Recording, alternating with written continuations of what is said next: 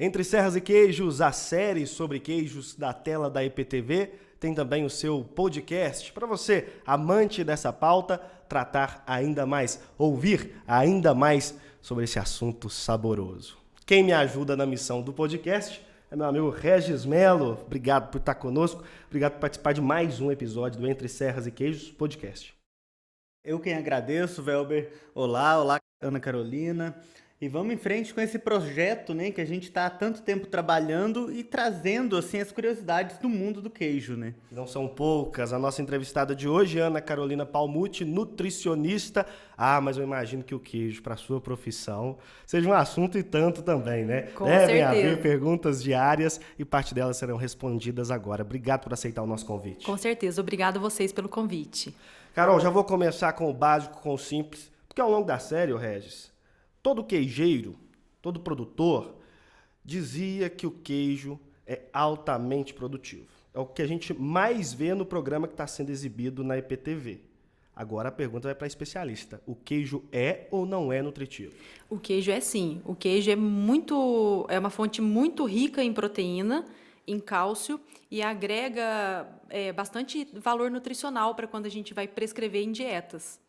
Ô, Ana Carolina, mas quando a gente fala dele ser nutritivo, tem diferença de um tipo de queijo para o outro? E além disso, tem diferença do queijo fresco para um queijo maturado?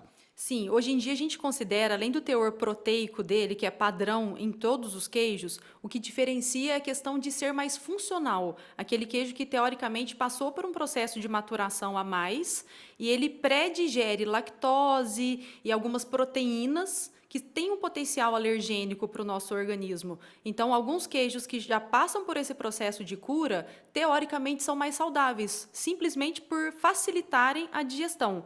Então, hoje em dia, talvez a gente não considere somente o teor de gordura, porque os queijos frescos têm menos gordura, porém eles têm essas estruturas mais intactas, tanto a lactose como as proteínas. Então caiu um pouco o que se dizia antigamente do queijo branco para um queijo amarelo, que era um queijo com mais gordura, que ele seria menos nutritivo. Isso caiu? Caiu por terra.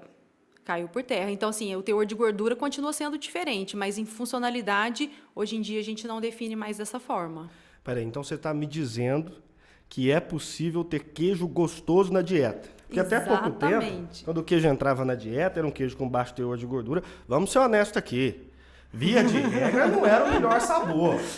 Quer dizer que não está diretamente ligado à proporção sabor com teor de gordura, consequentemente, ser evitado na dieta. Exatamente. Tanto que os queijos que a gente mais tem hábito de prescrever são os de meia cura, principalmente, né? Canastra, que é um que é super clássico também. E, às vezes, até algum parmesão mais fresco, né? Que passou por um processo de maturação, mas não está tão maturado ainda. É a recomendação. Então, desde que isso tenha sentido no padrão da dieta, a gente consegue colocar, basicamente, esse tipo de queijo. Mas comer muito queijo tem consequências? E se tiver, o que é comer muito queijo? Bom, comer muito queijo é um excesso mesmo, né? Então, às vezes a gente encontra pessoas, né, pensando mais na prática nossa clínica, pacientes que comem 2 queijos, né? 2 queijos desses como se fosse a rodelinha, né?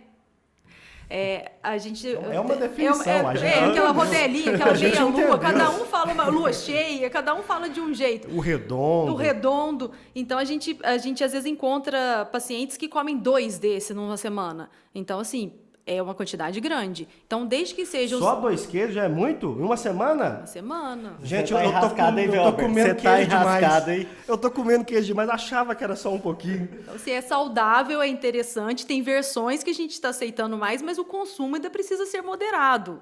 4, 5 fatias no dia, tá tudo certo também. Meu Deus, 5 fatias é para começar. Tem 2 refeições que você pode comer, pensa bem. Eu já entendi o que é muito queijo. É um tiquinho só, já é muito queijo. Você falou assim, Ana Carolina, do queijo da canastra, ser um dos queijos saudáveis, citou também o parmesão com um pouquinho de cura. Dá pra gente elencar uns 3 ou 4, assim, que também entrariam nesse critério de queijos mais saudáveis? O meia cura mesmo, que a gente até compra ele com essa denominação, que vai ficar num padrão intermediário entre o canastra e o parmesão fresco. A gente compra como meia cura. Poderíamos entrar também ali como os Minas padrão também. E Bom, teria o Minas que entraria também, não é o mais saudável, mas...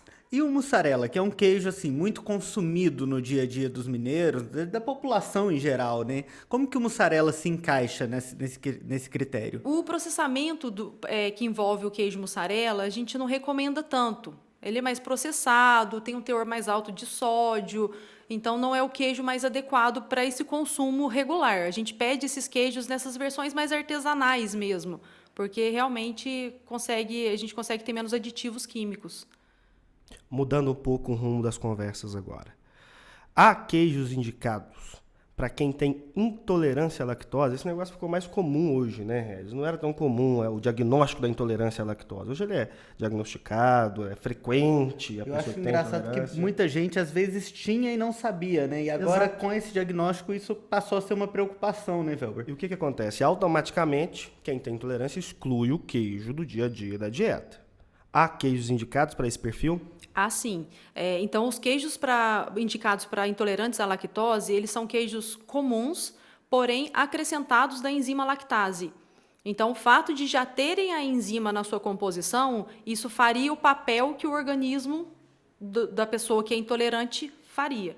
Então, as pessoas, de um modo geral, toleram bem os queijos sem lactose. Eles são comercializados com essa denominação. Né? E daí, assim, às vezes pode acontecer alguns casos onde o paciente também não vai tolerar dessa forma, porque às vezes a questão dele é uma alergia às proteínas do leite. E aí, nesse caso, não tem nenhum leite que a gente consegue, nenhum queijo que a gente consegue encaixar. E entre os queijos comuns, tirando os queijos já preparados lac-free, né, então, com acréscimo dessa lactase, há queijos mais ou menos indicados? Por exemplo, um queijo maturado ou não maturado, há diferença nesse sentido? Há diferença. Os maturados sempre terão já uma pré-digestão tanto da lactose como de proteínas. Então, de um modo geral, se a gente pudesse indicar, às vezes, dependendo do nível de intolerância da pessoa, até mesmo os queijos mais curados, a pessoa tolera, justamente por essa degradação que é natural, que acontece no processo de cura mesmo. A gente ouviu muito isso nos bastidores, inclusive, de que tenho intolerância à lactose, mas suporto o queijo curado. Isso não é mito, então? Isso não é mito, isso é fato. Porque o nível de intolerância varia de pessoa para pessoa. Às vezes, até mesmo, a pessoa tem um nível de intolerância tão grande que até mesmo os lac-free as pessoas não toleram. Porque como é padrão o teor da enzima, às vezes não é a quantidade suficiente para aquela pessoa. E aí, como é de cada um para cada um mesmo. Mas, de um modo geral, eu prefiro até trabalhar com os meus pacientes com os queijos mais maturados mesmo. Já que falamos de queijo maturado, vamos entrar nessa seara, então, que há as suas polêmicas, há as suas fake news, e a gente está aqui para desmistificar isso. A cura nada mais é que o processo vivo do queijo, de evolução, de cura, de maturação, usando as próprias proteínas do leite, enzimas e bactérias. Então, o queijo é um alimento vivo. Então, para ele curar, depende dos fungos, depende das bactérias. Isso quer dizer que os fungos não são vilões, pelo contrário, eles são os mocinhos nessa história, eles fazem uma função importante no queijo? Depende do contexto. Então, existem alguns queijos, como o gorgonzola, por exemplo, que tem adição de fungo. Então, são fungos específicos que vão fazer, durante o processo de maturação, reações químicas que vão mudar o sabor, deixar o sabor mais característico do queijo. Esses fungos, tudo certo o consumo. É diferente de você comprar um queijo, suponhamos um canastra, deixar na sua casa maturando e desenvolver aquele fungo que não foi desejado. Aquele fungo, ele não foi acrescentado para isso. Aquele fungo, sim, pode trazer prejuízos para a saúde. Tem que limpar. O correto mesmo seria descartar o queijo. É mesmo? Então, muitas pessoas... Fica em casa? Nossa, parte o coração. Você tem uma má notícia pro meu organismo. Porque o que acontece? Às vezes as pessoas tiram aquela parte que ficou mofada, teoricamente, e falam assim, o resto do queijo está ok.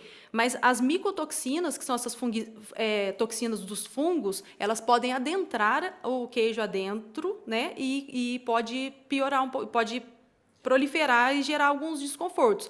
Tem pessoas que não têm nada, mas pensando em saúde, as micotoxinas são bem agressivas. Esses fungos não rastreados, aqueles que se desenvolveram lá na prateleira de casa. Que desenvolveram na prateleira de casa. Quando você vai lá ver você está dando o exemplo do canastro, nós temos várias outras regiões produtoras.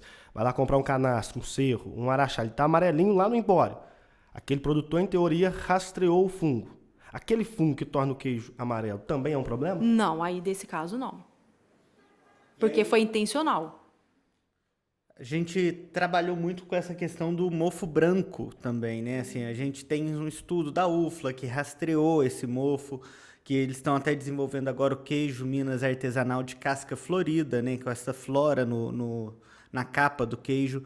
Esse mofo, então, esse mofo rastreado, esse mofo não seria um problema ao consumo? Não seria um problema.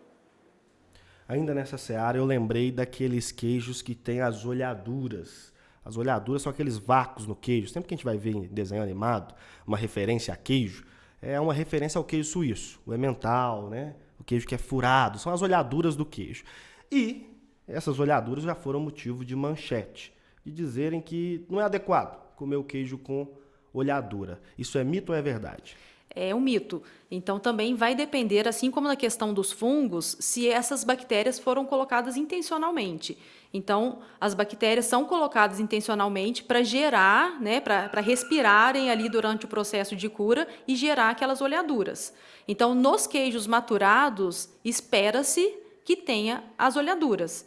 Agora, é diferente de um queijo fresco que não passou por um processo de maturação, você encontrar as olhaduras, porque aí vai sinalizar que provavelmente teve algum problema higiênico-sanitário durante a produção desse queijo.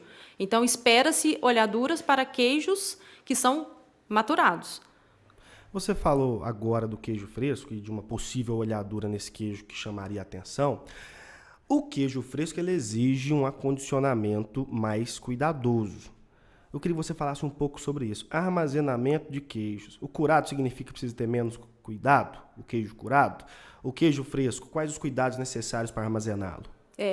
O queijo fresco ele necessita de refrigeração e conforme a gente vai deixando ele armazenado, ele vai juntando um pouco daquele soro. Então, seria interessante que tirasse um pouquinho daquele soro à medida que ele for formando, realmente para não ficar um ambiente excessivamente úmido e correr o risco de proliferar mais bactérias.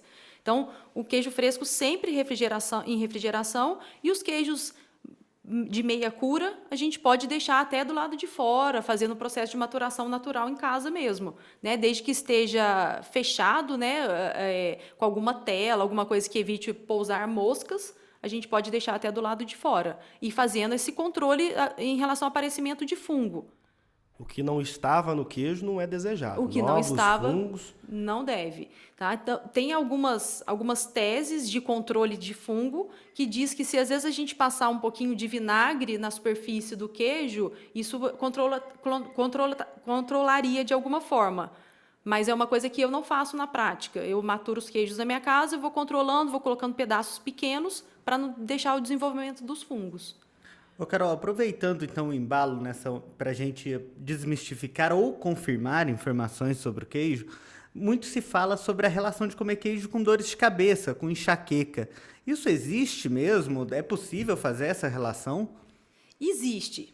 Tá? Existem casos mais específicos que realmente o queijo pode ser um gatilho para dores de cabeça, mas vamos dizer que já são casos mais raros.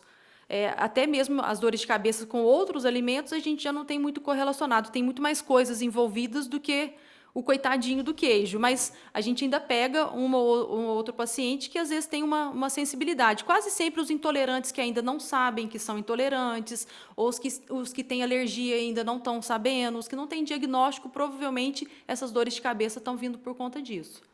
Interessante. Eu acho que uma vez... A gente até chegou a conversar sobre isso no passado, né, Carol? E a gente falou um pouco sobre os cristais de tiramina, que são aqueles cristais, gente, para quem... Tirosina.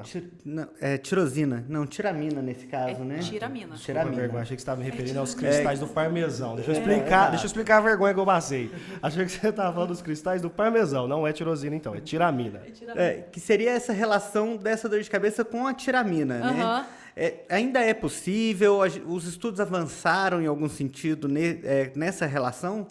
A relação é muito individual, porque tem pessoas que são mais sensíveis à tiramina, mas outras não. Então, é difícil falar que todas as dores de cabeça vão ser geradas especificamente pela tiramina. Agora eu fiquei pensando aqui nos cristais de tirosina, velho. E eu sou obrigado a fazer alguma pergunta sobre isso, porque eu emplaquei o assunto do nada aqui. Eu sou obrigado a fazer uma pergunta sobre tirosina. E é uma pergunta bem particular, a minha, que é o seguinte. No primeiro momento, o parmesão tinha a tirosina e todo mundo gostava muito e tal. Depois, por uma questão de mercado mesmo, de propaganda negativa boca a boca, o mercado teve que se adequar e evitar a tirosina. Agora ela está voltando aos poucos e há quem diga que o parmesão é melhor com os cristais de tirosina, porque elas são responsáveis por ativar as sinapses do bem-estar. É possível uma enzima ativar sinapses de bem-estar? A tirosina faz isso. É o efeito dela. Tá? A tirosina é um aminoácido que tem essa característica precursora de dopamina. Isso ela faz quimicamente.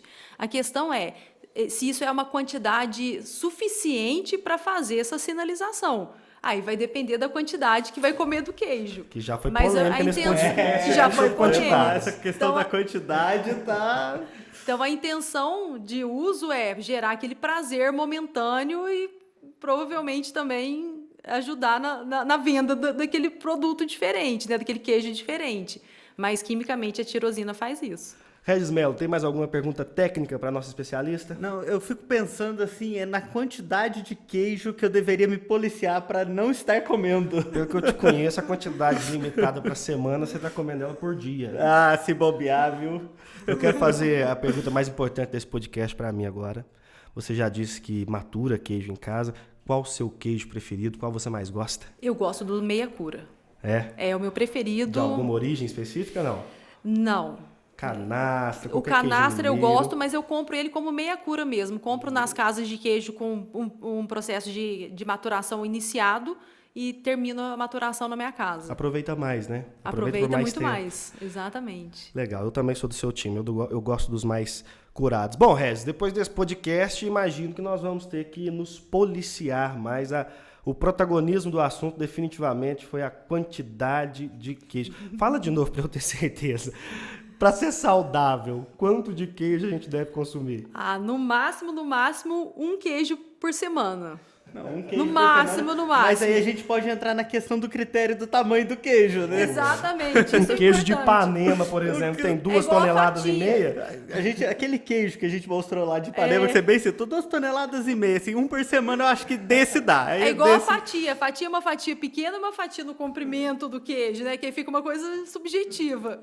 Bom, mas isso é uma média, mas tem outras coisas a serem organizadas num plano alimentar. Quem gosta muito de queijo, a gente sempre dá uma negociada e vai tentando acertar. Claro, é só um dos aspectos da rotina alimentar. Exatamente, né? Tem muita coisa. Ana Carolina Palmucci, obrigado, viu? Obrigada a vocês. Por nos atender e por elucidar tantos assuntos rapidinho aqui pra gente nesse podcast.